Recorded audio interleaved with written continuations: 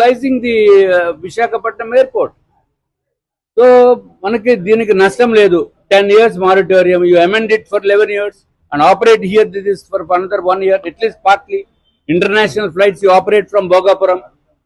But ఉన్న facilities ని మనకి ఎక్కడో బ్రహ్మాండంగా ఉండాలి, ఎంతో అత్యంత అద్భుతమైన, ఎవరికి కావాలి అత్యంత అద్భుతమైన, you want to have a granite tiling and that's different issue.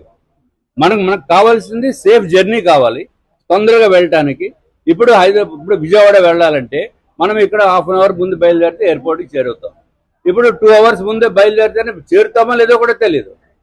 మీకు ఇక్కడ హనుమంతవాక జంక్షన్ లోనే I was standard for 45 minutes. You will not believe. So that is the situation. Subsequently it may improve. That's a different issue. But ఉన్నదాన్ని మానేసుకుని లేని దాని గురించి మనం ఏదో తాపత్రపట్టం ఎంతవరకు సబబది. సో ఇది కూడా గౌరవ ముఖ్యమంత్రి గారు అట్లాగే గౌరవ విమాన శాఖ మంత్రివర్యులు కూడా ఆలోచించవలసిన అవసరం ఉంది.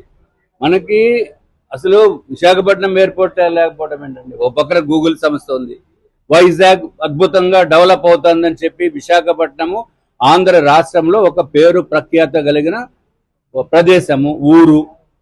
వాళ్ళు వైజాగ్ లో ఎయిర్పోర్ట్ లేదంటే ఎంత చిన్నతనం కింద ఉందో నాకే చాలా బాధగా ఉంది.